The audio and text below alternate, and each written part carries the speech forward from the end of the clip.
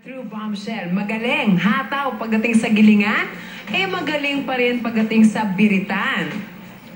She was part of the Philippine contingent to the 2009 World Championships of Performing Arts.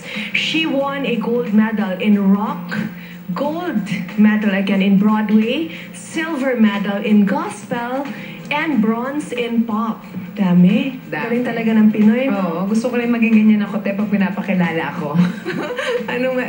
Gold. Gold. Syempre. Please welcome Yvette Pabalan. Never know how much I love you. Never know how much I care.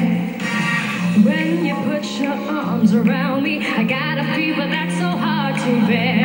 My baby's so damn sexy. My baby put the fever on me. My baby knows just what to do.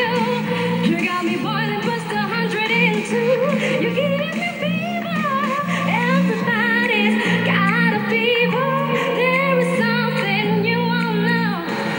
Fever isn't such a new thing. Fever started long ago. Fever, I'm on fire. What a lovely way to burn. What a lovely way to burn. What a lovely way to burn.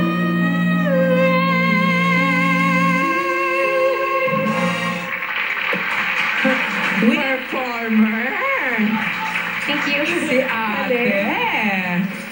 Sa mga hindi nakakaalam, sex bomb din siya, di Oo, ba? sex bomb singer siya, te. Kasi diba may mga Pero singer, may dancer. Sumasayaw din. Oo, na? So she, Apo.